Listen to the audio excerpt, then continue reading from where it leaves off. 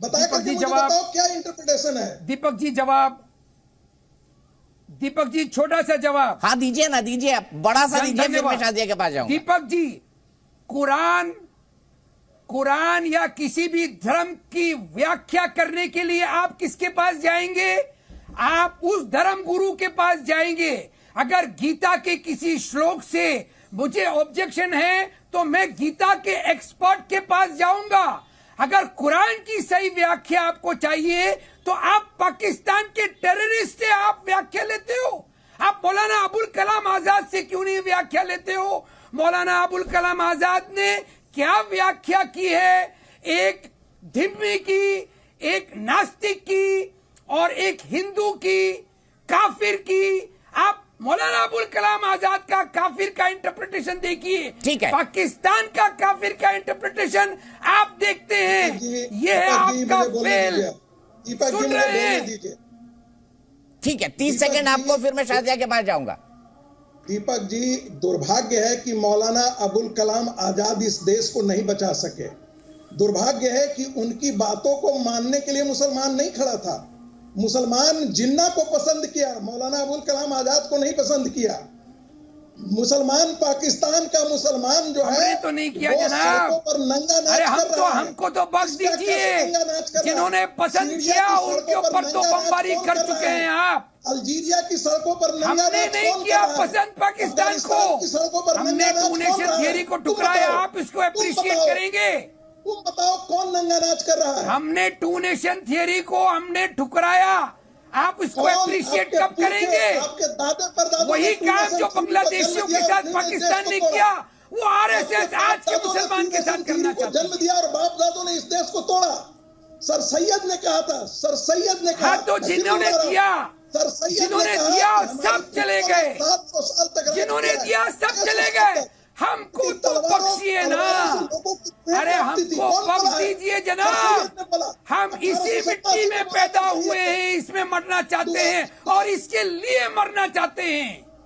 इसी मिट्टी के लिए हम मरना चाहते हैं। मौका देंगे आप या इल्जाम पे इल्जाम लगाते रहेंगे? मिट्टी के लिए मरता हिस्ट्री को बैगेज बना के इल्जाम लगाते रहेंगे? आप भारत के मुसलमानों को क्यों उस दलदल में झोंकना चाहते हैं? जाकिर नायक की चाकरी करते हो तुम। अरे जाकिर नायक को लेकर आके सजा दीजिए ना। इसके बाद आकर के टेलीविजन पर कहाँ छुपा के रखा है आपने जाकिर नायक को? हमको बता दीजिए। मैं अब जो इल्जाम है थोड़ा व्यक्तिगत स्तर के हो रहे हैं, मैं सीधे शादिया के पास चलता हूँ। शादिया, क्या प्रधानमंत्री की ये कलीमुल हाफिज साहब जुड़ गए हैं AIMI के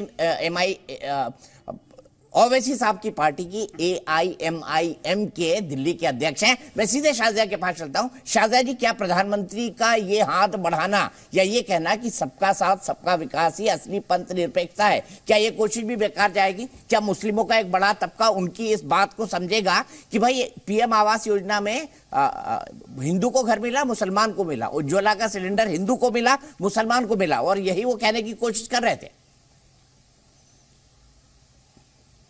देखिए, मुसलमान किसके साथ होते हैं उसके लिए समझना जरूरी है कि क्या मुसलमान अपने साथ हैं, मोदी जी के साथ हों या भाजपा के साथ ओवरऑल हों, या RSS से सिर्फ नफरत में वो पूरी तरह से मशगूल हों, ये अलग बातें हैं। क्या देश का मुसलमान, देश के हर एक और नागरिक जो है वो, क्या उसको अपने आप से मोहब्बत है? अपने बच्चों से, अपने परिवार से, अपने घर की तरक्की से? अगर उसको वाकई में अपनी तरक्की में उसको एक फ्यूचर या मुस्तकबिल नजर आएगा, तब वो मोदी जी के साथ होगा। अगर उसको वो चाहता है, और इसीलिए बहुत जरूरी सवाल उठाया गया है, मौलाना आजाद की बात की, और वो तकरीर में चाहूंगी अतीक साहब भी पढ़ें और अजीज साहब भी पढ़ें। और वही जो अलगाववादी सोच जिसने विभाजन की स्थिति को बनाया था, उसी तरह की स्थिति, अलगाववादी सोच, नफरत से भरी सोच, बांटने वाली सोच, अलहदगी की सोच, हम अलग हैं, हम अलग हैं, वही सोच जो है अभी भी हम देख रहे हैं अपनी सियासत में। और मैं सबसे ज्यादा जिम्मेदार इसके लिए मानती हूं इन्हीं पार्टियों को जो अपने को सेक्युलर कहते हैं। जो अजीज जी की पार्टी लगातार, तुम मुसलमान हो तो संविधान तो बचाने आता है। अजीज साहब कह रहे थे देश का आईन, देश का संविधान ही तो हमें अपना हक दिलाता है। कम से कम ये कोशिश तो है कि इन स्कीमों में मुसलमानों को जोड़ा जाए। और यही नहीं, क्या कोई भी पटवारी, कोई भी तहसीलदार, कोई भी डीएम, कोई भी सीएम ये कर सकता है हमारे देश में कि मुसलमानों के खिलाफ कोई पक्षपात हो? लेकिन यही रोना पीटना मचाते रहते हैं, मोदी जी का नाम लेते रहते हैं, ये जानते हुए, जो आपने खुद ही कही बात की देश का संविधान कहता है। और आपने मुसलमानों की नुमाइंदगी की बात की। हमारे यहाँ तो सेपरेट इलेक्टोरेट है नहीं, चाहे वो हिंदू हो या मुसलमान एमपी हो, उसका फर्ज है कॉन्स्टिट्यूएंसी के हर एक इंसान की नुमाइंदगी करना, ये आप जानते हैं। लेकिन तब भी आप कह रहे हैं मुसलमान कहाँ हैं? क्या इससे फर्क पड़ेगा?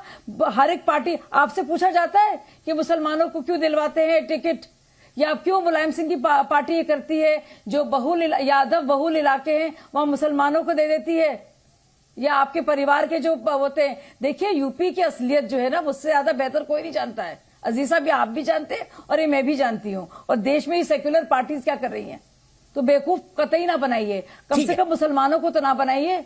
मैं सीधे कलीमुल हाफिज के पास चलता हूँ। डॉक्टर अजीज खान, एक मौका कलीमुल हाफिज जी को देना बनता है क्योंकि उन्होंने अभी तक बोला नहीं है। कलीमुल साहब, मैं आपसे जानना चाहता हूँ, ये प्रधानमंत्री मोदी दाऊदी वोहरा समाज के एक एजुकेशनल कैंपस का उद्घाटन करने गए हैं। जो उनके लीडर हैं वो इस वक्त प्रधानमंत्री का स्वागत कर रहे हैं, इस्तकबाल कर रहे हैं। और ये देखिए, उनके एजुकेशन इंस्टीट्यूट जो है दाऊदी वोहरा समाज, और प्रधानमंत्री इससे पहले भी उनके कई कार्यक्रमों में गए हैं, इंदौर में गए। मोदी ने मुंबई में यहाँ पर आप देख रहे हैं इस एजुकेशनल इंस्टीट्यूशन का उद्घाटन प्रधानमंत्री मोदी जी ने किया है। का उद्घाटन किया और इस अवसर पर दाऊदी बोहरा समुदाय के सर्वोच्च नेता सैयदना मुफद्दल सैफुद्दीन सहित बड़ी संख्या में गणमान्य हस्तियां मौजूद रही।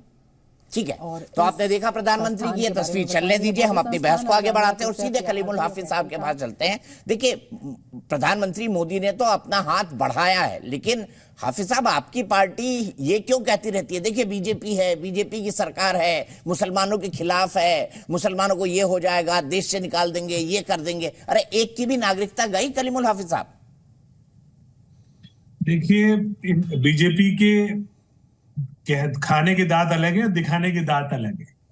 ये बिल्कुल वैसे ही है जैसे अभी जब बजट पेश हुआ तो जो अल्पसंख्यक मंत्रालय, जिसका पहले से बजट बहुत कम था, 0.1% था, उसको भी कट करके अब 38% कट कर दिया उसमें।